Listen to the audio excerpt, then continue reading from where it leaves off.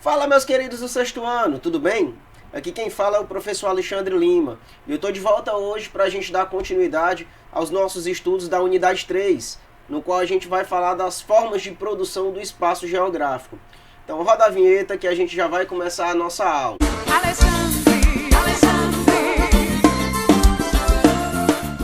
Meus queridos, quando nós falamos a respeito das formas de produção do espaço geográfico, a primeira noção que nós devemos ter é a seguinte: a sociedade em si, as sociedades, as civilizações, de certa forma, elas vão se relacionar com a natureza ao longo do tempo de maneiras diferentes. Afinal de contas, a gente vai ter uma série de variedades naturais que vão fazer com que, de certa maneira, o homem se adapte a essa realidade. Vamos analisar as imagens presentes no livro de vocês, por exemplo. No caso aqui, a primeira imagem vai apresentar as moradias na região de Piemonte, próximo aos Alpes, na Itália. Observemos o seguinte: primeiro ponto que a gente observa nessa imagem. Aparentemente, de maneira bem clara, a gente vai ter um detalhe, um clima frio. Segundo ponto, a presença de neve.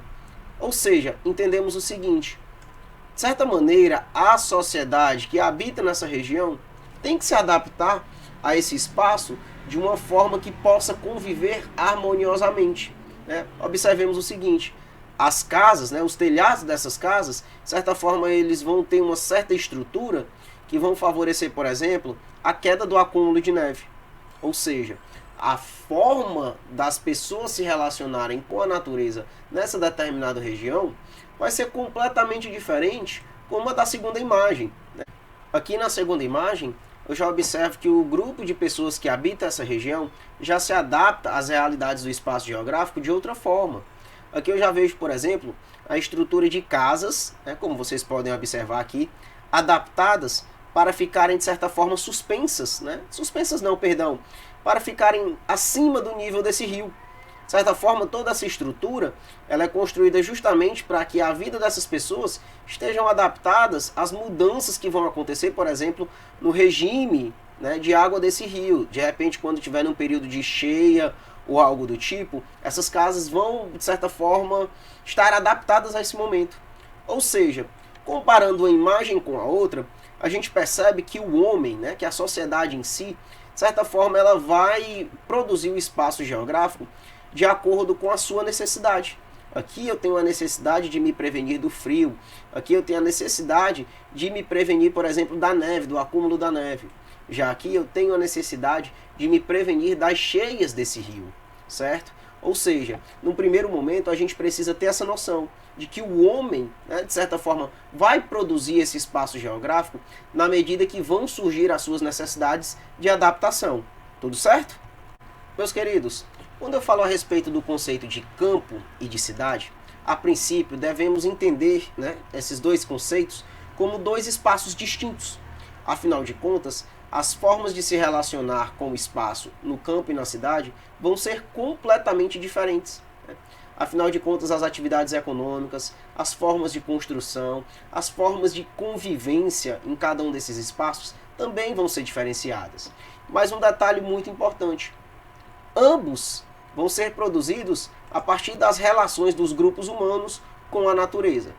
Observemos aqui na primeira imagem, ou no caso, na terceira. Aqui eu vejo, de certa forma, um cenário bem conhecido nosso, de certa maneira, é o chamado cenário urbano, o espaço urbano. Aqui eu vejo, por exemplo, a presença de grandes prédios, de construções verticais, grandes prédios mesmo. Aqui eu vejo, por exemplo, outras construções menores. Aqui eu vejo a presença de avenidas, entre outros pontos que vão ser características das cidades, nesse caso das grandes cidades. Já na quarta imagem, eu percebo a seguinte paisagem. Eu analiso aqui na imagem, por exemplo, a criação de animais. Aqui eu vejo, de certa forma, pequenas propriedades com a produção de algo, algum grão, algo do tipo. E outro detalhe, aqui também vejo o seguinte: as construções elas são mais dispersas, elas são mais afastadas. Aqui eu não tenho aquela aglomeração de prédios, de casas, uns perto dos outros. Ou seja, aqui no chamado espaço rural, eu já tenho uma forma completamente diferente de convivência nesse espaço, se comparado aqui à do espaço urbano, certo? Então o que é que acontece? Embora diferentes, esses espaços estão cada vez mais relacionados e integrados. Como assim, professor? Gente, vamos entender o seguinte. A cidade ela é centro de decisões políticas, vai concentrar serviços, vai concentrar as atividades econômicas, só que é no campo, né? É no espaço rural, que de certa forma é realizada a produção agrícola, a criação de animais, que tudo isso vai servir justamente para fazer o abastecimento humano da população que estão nessas cidades. Ou seja, aí a gente já vê um exemplo das ligações existentes, né, entre o espaço urbano e o espaço rural, entre a cidade e o campo. Tudo certo? Outro exemplo dessa relação que a gente pode compreender, né, que, como eu falei anteriormente, embora espaço rural, espaço urbano, campo e cidade sejam diferentes um do outro, o que é que vai acontecer? Eu vou ter uma série de pontos, uma série de aspectos que vão fazer justamente a integração, a ligação desses dois espaços. Por exemplo, no campo, né, de maneira tradicional, vão ser praticadas atividades como a agricultura, cultivo de vegetais, como a gente bem conhece, a pecuária, a criação de animais, e o extrativismo, que é a retirada da natureza de matéria-prima para o aproveitamento. Né? Extrativismo que pode ser vegetal, animal ou mineral. Só que tem um detalhe. De certa maneira, essas atividades, muitas vezes, elas são realizadas tendo apoio de outras atividades realizadas na cidade. Professor, como assim? Se são realizadas no campo, onde que entra o apoio, né, de atividades realizadas na cidade? Por exemplo, os agricultores, atualmente, né, com a agricultura moderna, eles vão precisar, por exemplo, de maquinários que são produzidos na indústria, que por sua vez vão estar nas cidades, vão estar no espaço urbano, né? E vão precisar também de consumidores para comprar os seus produtos. Grande parte desses consumidores hoje moram nas cidades, né? E outro exemplo também dessa relação é no caso a indústria e o comércio, que por sua vez vão depender dos produtos produzidos no campo, no espaço rural, justamente para poder realizar a fabricação de outros produtos e alimentar tanto a população urbana, né, como também suprir as necessidades da população rural. Ou seja, a gente vê, a partir dessas duas comparações, uma relação inteira que vai justamente fazer com que haja uma anexação das atividades que são realizadas no espaço rural com as atividades realizadas no espaço urbano. Tudo jóia? Meus queridos, agora entendendo de maneira detalhada as características daquilo que é cidade, ou também chamado de espaço urbano, e aquilo que é campo, ou chamado espaço rural, vamos conhecer agora cada um desses detalhes que, de certa forma, vão dar aparência, né? Vão dar esse aspecto a cada um desses espaços. Compreendendo primeiramente a cidade, né? Mesmo diferente umas das outras, as cidades terão características comuns. Por exemplo, as paisagens urbanas, né, as paisagens das cidades, eu vou ter, por exemplo, o predomínio de elementos humanos ou culturais. Aqueles mesmos que a gente viu nas aulas a respeito de paisagem. Aqui, os elementos construídos pelo homem vão predominar. Por exemplo, aqui eu vou ver uma grande quantidade de construções, um detalhe, próximas umas das outras. Casa, por exemplo, vizinhos, parede com parede, prédios, blocos de condomínio ali sempre próximos uns dos outros, né? Ou seja, eu vou ver essas construções bem próximas umas das outras. Eu vou ver uma série de avenidas, ruas, pontes, viadutos, ou seja, tudo aquilo construído pela atividade humana, né?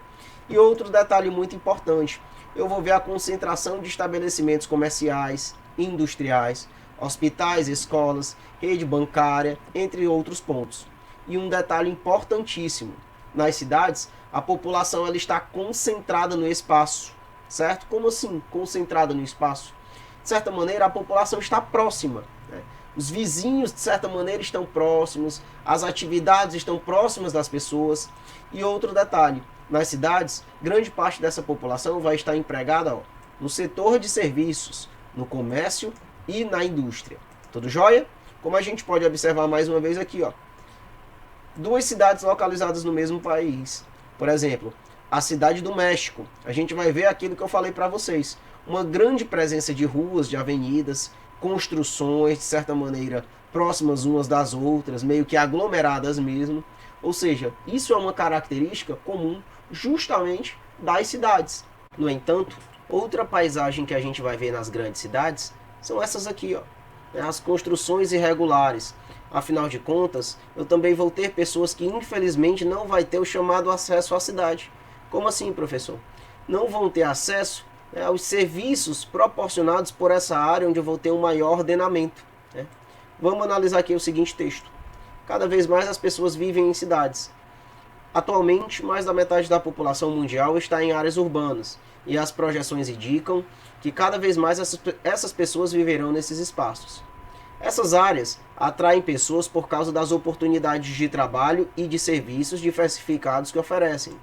No entanto, grande parte da população urbana mundial não tem o direito à cidade, que é o direito de ter acesso a esses equipamentos e serviços como água encanada, coleta de lixo, transporte de qualidade, entre outros.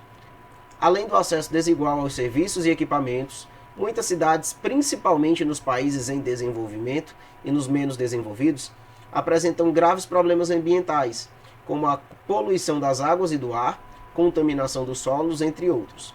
Ou seja, gente, quando a gente fala a respeito do direito à cidade, de certa maneira a gente também vai perceber que em meio a esses grandes espaços urbanos, muitas pessoas não vão desfrutar dos mesmos privilégios que o pessoal que mora, de certa forma, em uma área mais privilegiada desfruta, né?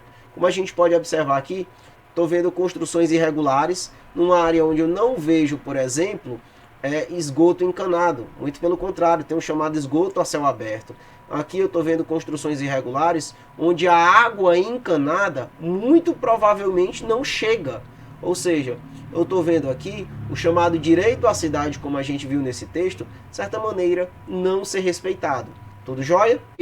Agora, se referindo ao campo, ou também chamado espaço rural, a gente percebe o seguinte: as paisagens do campo também vão variar de um local para outro, mas elas vão apresentar elementos comuns que vão caracterizar justamente esse espaço como espaço rural. Quais são esses elementos? Por exemplo, as construções, elas vão ser mais distantes umas das outras. Aqui eu vou ter o predomínio de estabelecimentos rurais. O que são esses estabelecimentos, professor? São as chácaras, são os sítios, são as fazendas. Como a gente viu, por exemplo, nessa imagem anterior.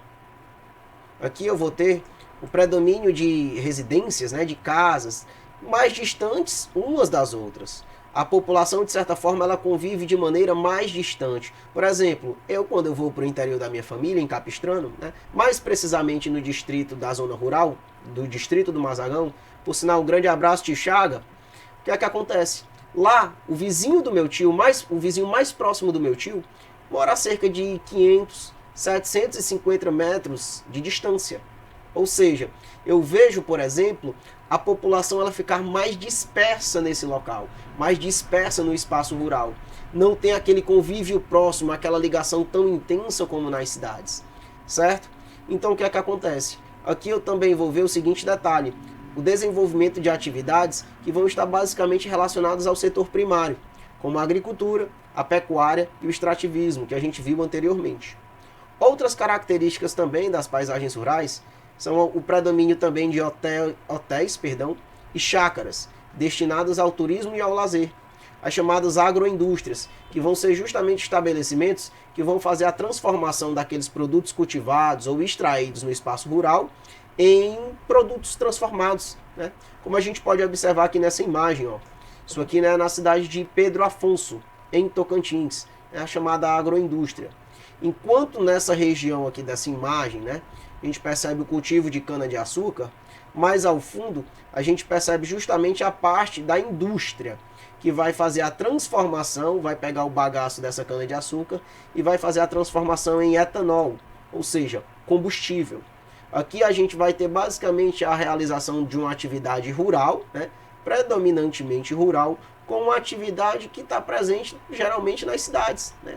Só que aqui ela já está se aproveitando da proximidade para poder fazer a transformação dessa matéria-prima de origem rural em produto transformado, o etanol. Tudo jóia?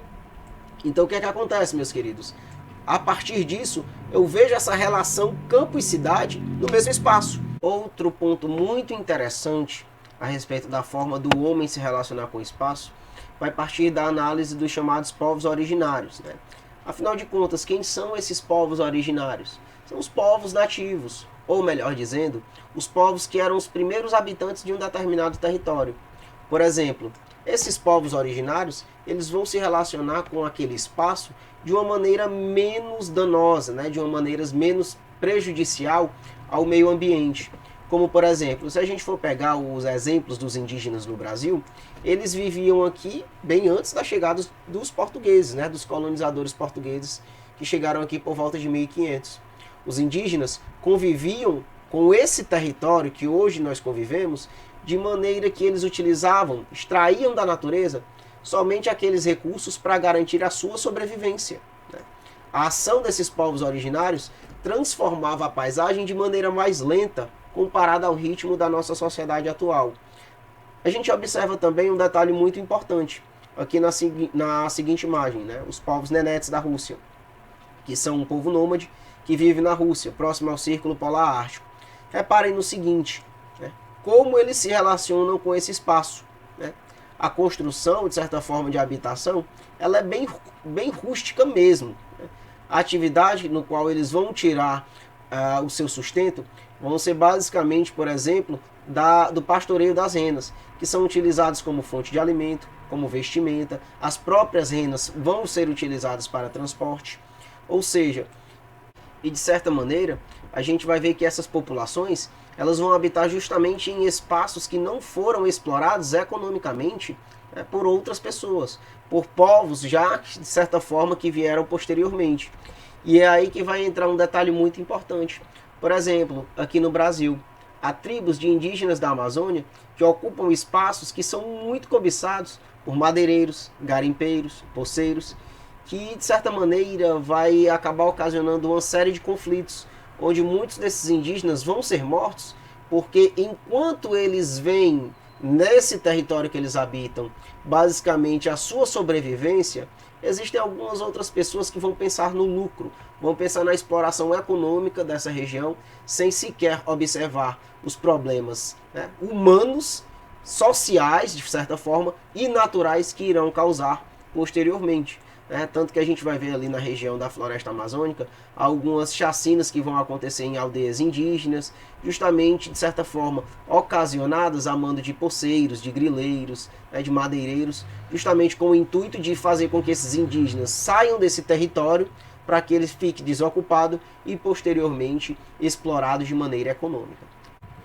Meus queridos, encerramos por hoje a nossa aula. Façam as atividades que vão ser propostas na agenda de vocês. E um grande abraço. Fiquem com Deus. Tchau, tchau.